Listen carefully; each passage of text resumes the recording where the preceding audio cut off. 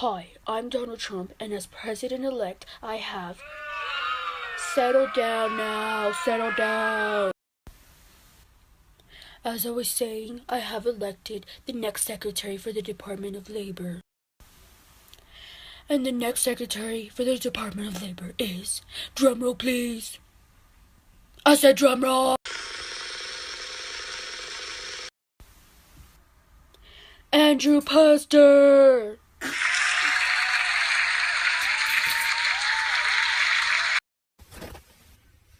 Hi, I'm Latifah Lyles, and I am the director of the Women's Bureau that's part of the Department of Labor. In the 1940s, after World War II began, the Bureau noticed that industries were in need of workers because the men that worked there were serving in the military. So therefore, women started working as industrial workers. In the 1950s and 60s, the Women's Bureau helped with the Equal Pay Act. In the 1970s, the Bureau wanted to recruit women to do non-traditional jobs. The non-traditional jobs were in the trade industry, professional specialties, and the upper level of corporate management. Ever since Congress created the Women's Bureau on June 5 of 1920, they've worked on the progression of women in the work industry. The Women's Bureau participates in departmental policymaking and program planning in the Department of Labor for programs affecting women. The Women's Bureau takes care of things like equal pay for both men and women and paid leave. Paid leave is when you take time off work, but you still get paid. For instance, when a woman gets pregnant, she can get time off work to take care of the baby, and she will still get paid. I truly believe that when Donald Trump takes presidency next year, that the Women's Bureau will eventually die down because throughout his campaign, Donald Trump has said some very offensive things towards women. And so he has basically shown that he does not care for the well-being of women. So he's not going to be all for having equal pay for both men and women, which is something that the Women's Bureau takes care of. So what I think Donald Trump might do is take away the funding for the Women's Bureau organization in the Department of Labor, so they'll just get basically cut off. And if you don't believe me and see how upset I am, just take it from this angry mom. So my name is Tiffany Wilson. I am a mom of two, and I just want to say my side of the story.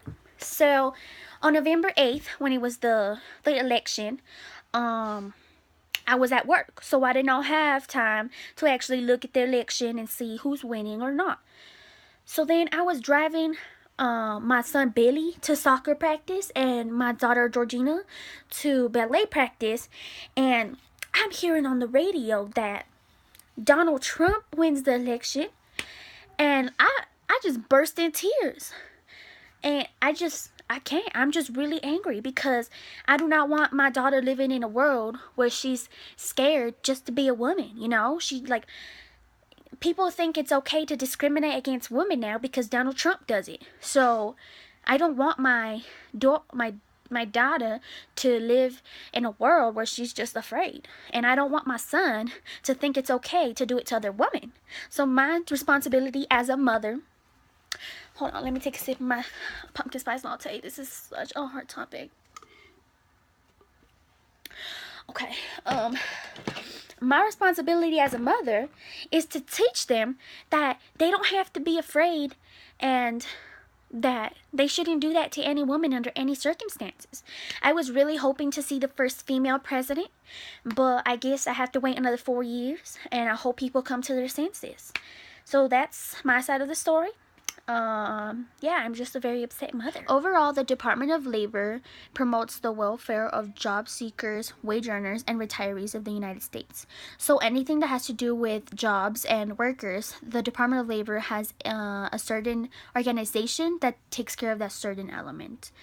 Overall, the Department of Labor just watches out for the well-being of people working. So they work in fair conditions and they are paid fairly.